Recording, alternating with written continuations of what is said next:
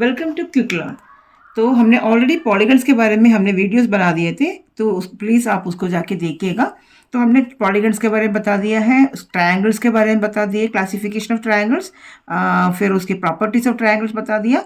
तो पॉलीगन्स में हमने जो सबसे पहले ट्रायंगल बोला, उसके बाद टेट्रागन। तो टेट्रागन में हमने टेट्रागन के बारे में आज हम बोलने वाले हैं। टेट्रागन में हमारा आता है क्वाड्रिलेटरल।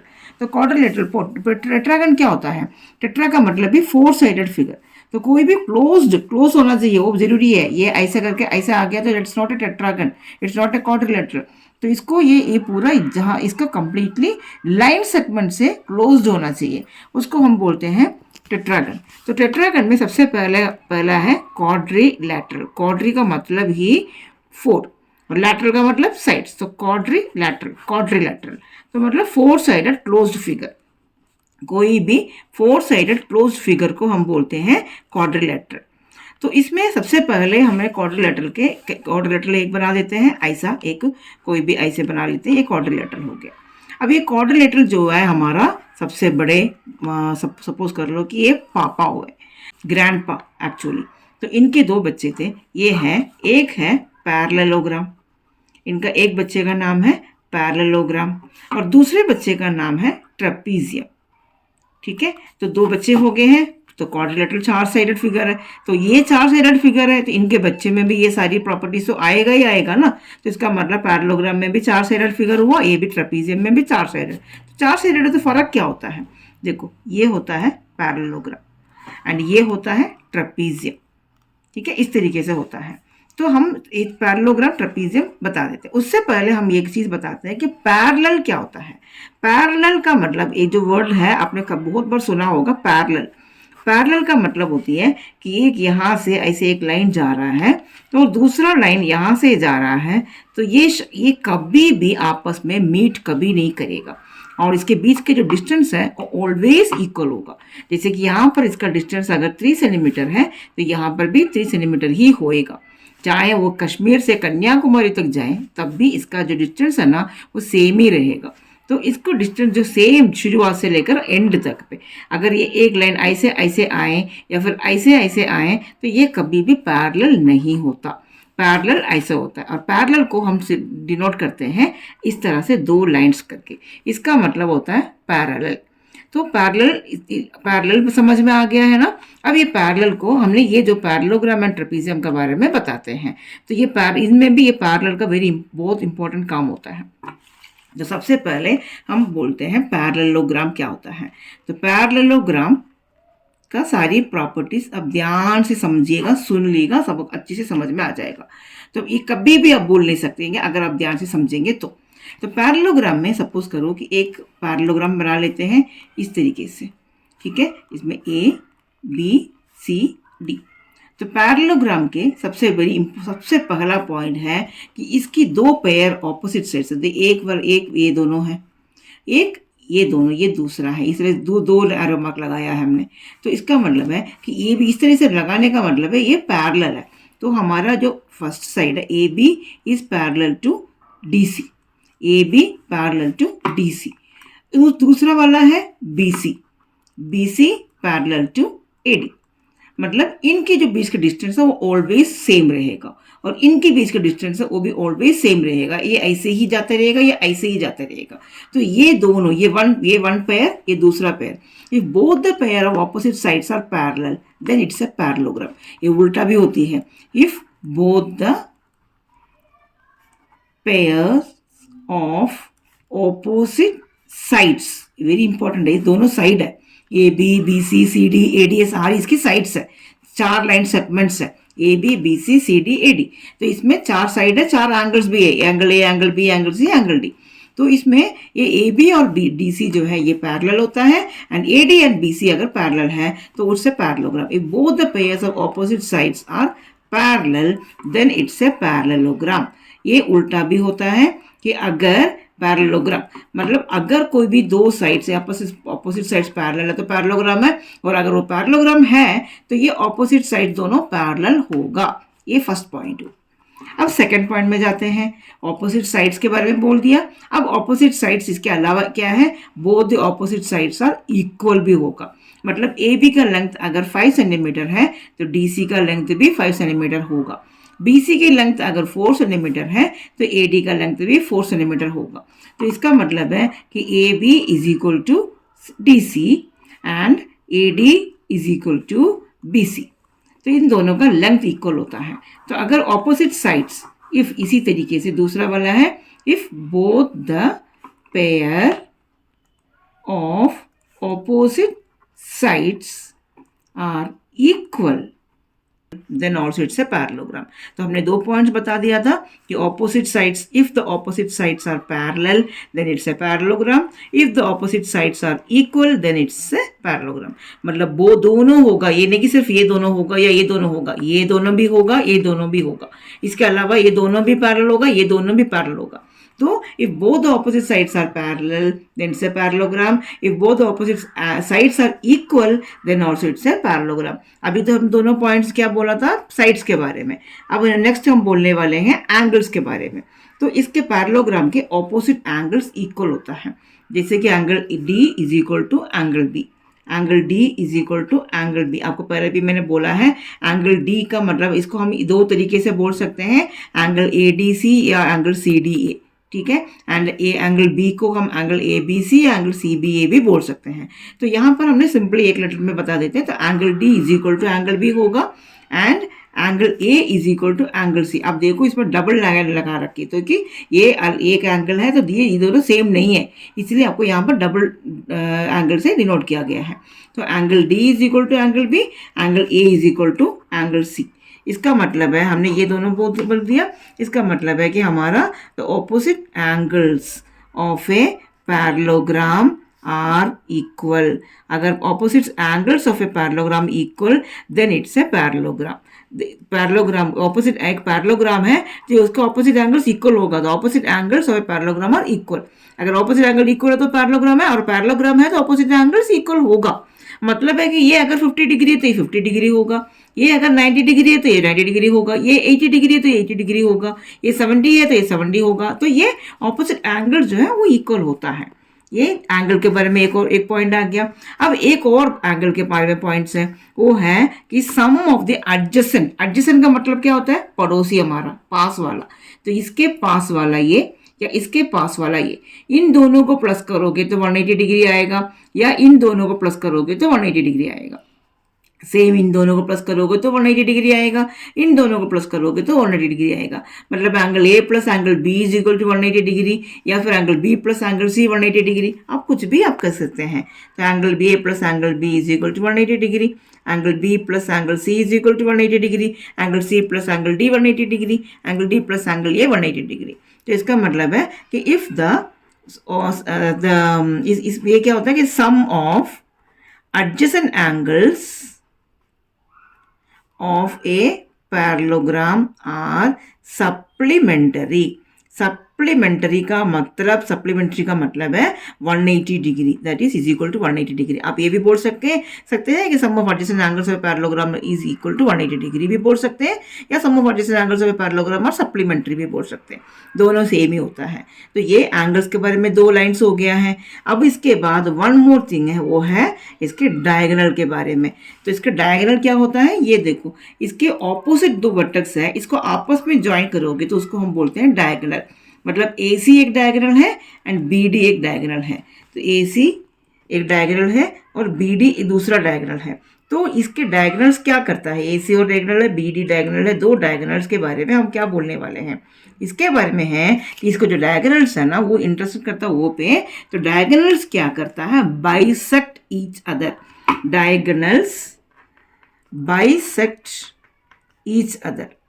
तो बाइसेक्ट का मतलब क्या होता है, बाई का मतलब 2, सेक्ट का मतलब पार्ट्स। तो 2 इक्वल पार्ट्स में डिवाइड होता है।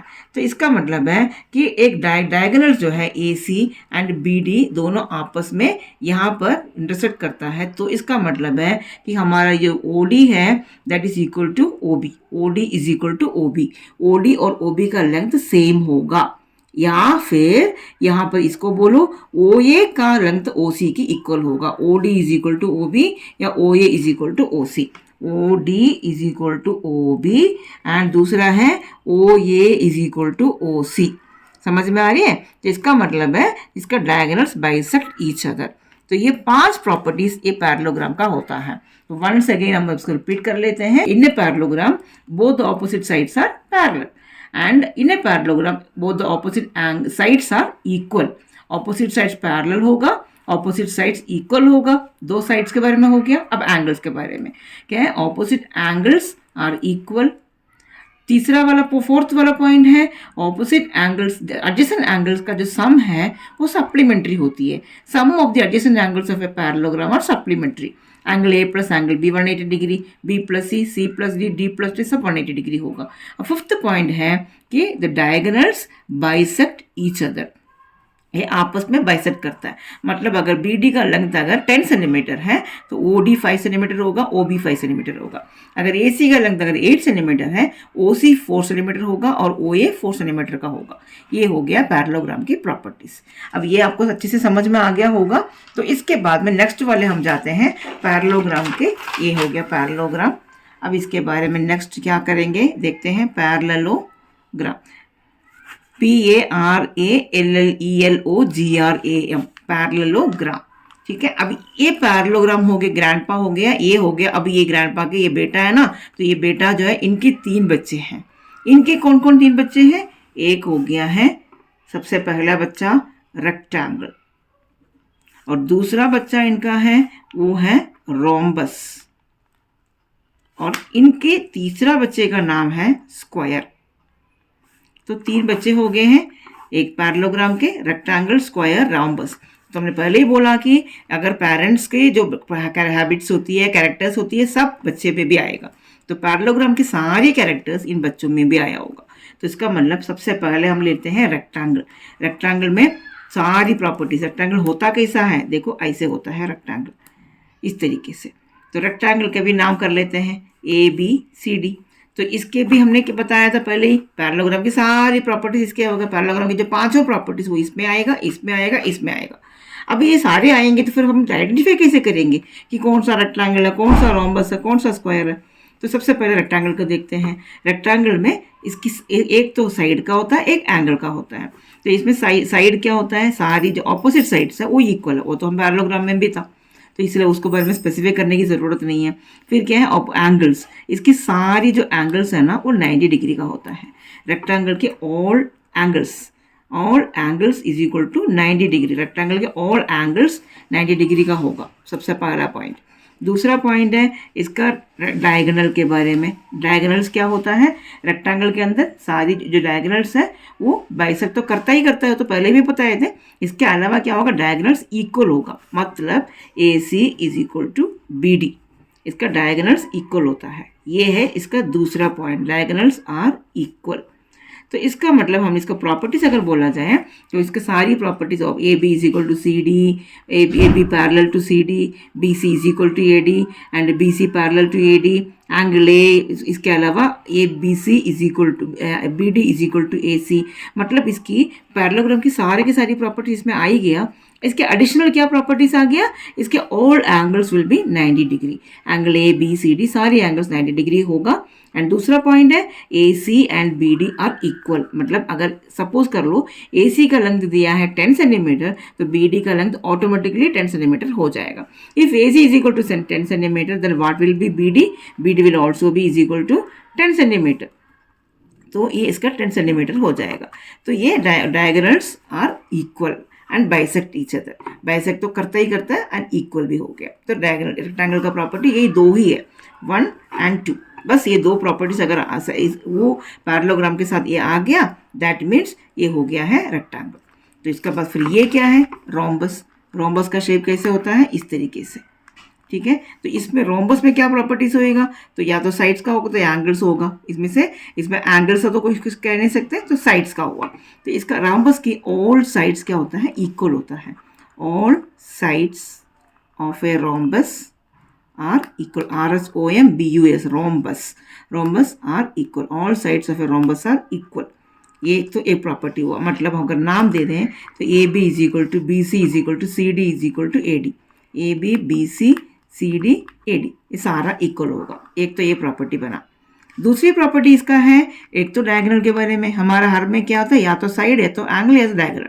तो इसमें क्या हमारा एंगल का, इसमें साइड, सारी साइड्स इक्वल है और सारी साइड्स इक्वल है। एंड डायगोनल क्या करता है, डायगोनल्स बाइसेक्ट तो करता है, तो इसका भी है, लेकिन कैसे, परपेंडिकुलरली। ये जो स्क्वायर बनाया मतलब 90 डिग्री परपेंडिकुलरली, मतलब है कि यहाँ पर 90 डिग्री, यहाँ 90 डिग्री, यहाँ 90 डिग्री, यहाँ 90 डिग्री।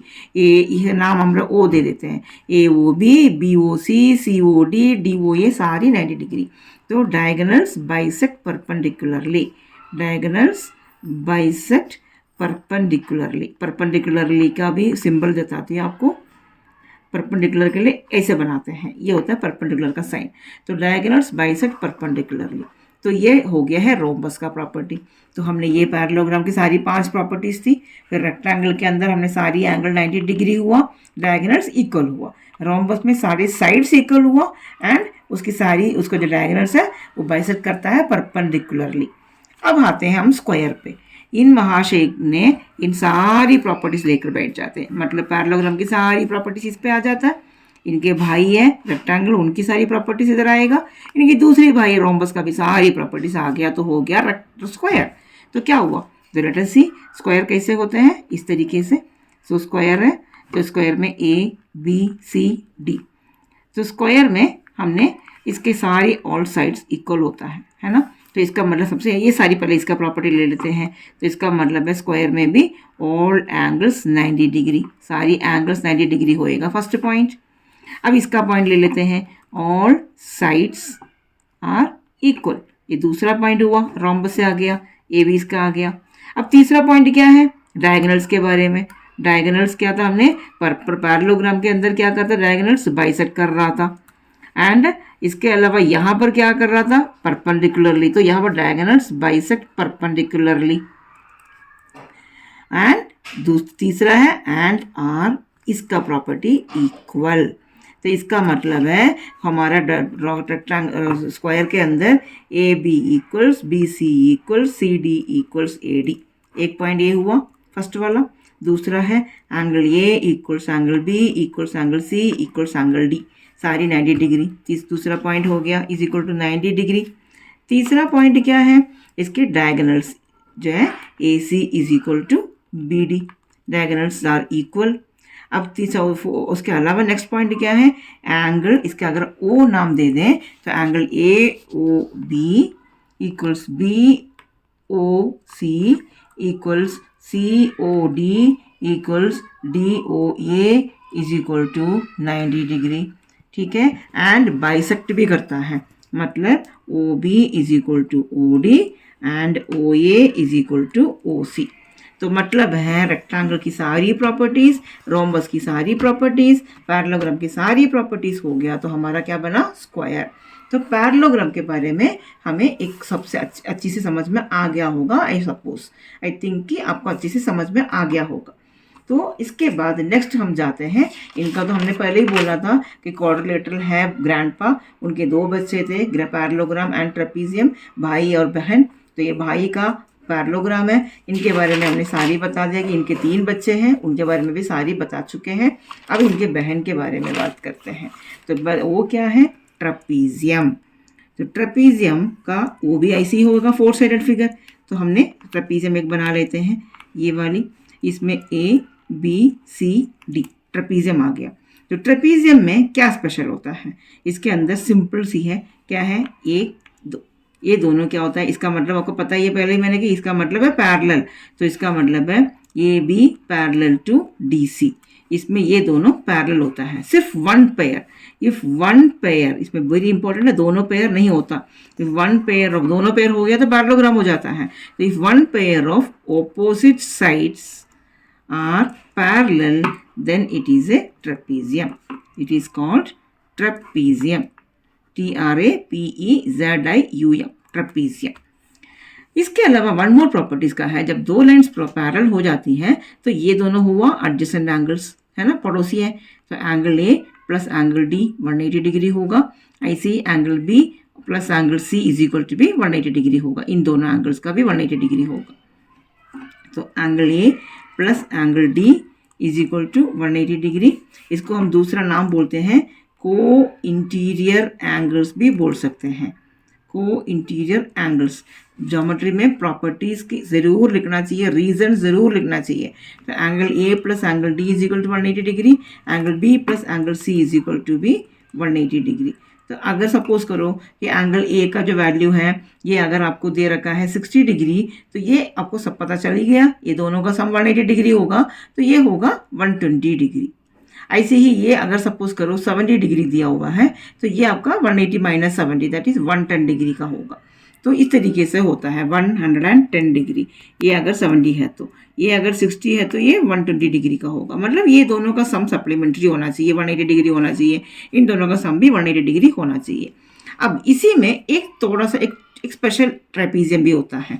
वो क्या है, अगर ये जो नॉन पैरेलल साइड, ये दोनों पैरेलल है ना, बी सी एंड ए भी पैरेलल साइड्स है। अब नॉन पैरेलल साइड्स अगर इक्वल हो जाती है, ये दोनों अगर इक्वल हो जाती है, if A D is equal to B C in a trapezium में अगर ये नॉन पैरेलल साइड्स अगर इक्वल हो जाती हैं, उसका हम नाम बताते हैं आइसोसेलेस ट्रेपीजियम। आइसोसेलेस का मतलब हमने ऑलरेडी ट्रायंगल में पढ़ा था, आइसोसेलेस का मतलब दो साइड्स इक्वल होता है, तो यहाँ पर भी दो साइड्स इक्वल हो रहा है, तो इसका मतलब है आइसोसेलेस ट्रेपीजियम। अगर A D is equal to B C, मतलब ए डी अगर 5 सेंटीमीटर है तो बी सी भी 5 सेंटीमीटर का होगा, तो उसको हम बोलते हैं आइसोसेलेस ट्रेपीजियम। ठीक है, तो ये दो हो गया है। इसके बाद एक और आता है, वो इनका तो परिवार फिनिश हो गया। अब एक और है ट्रेपीजियम में, पैरेलल क्वाड्रिलेटरल में आ जाता है, उसका नाम है काइट। काइट है तो वो ऐसे इस तरीके से होता है। तो काइट में क्या होता है कि यहाँ पर इसका A B C D kite. ठीक है, काइट में क्या होता है कि इसका यहाँ पर अगर नाम दे दें तो ओ वन पेयर ऑफ जो डायगोनल जो कट करता है, वन पेयर जो वो इक्वल होता है, बाइसेक्ट होता है।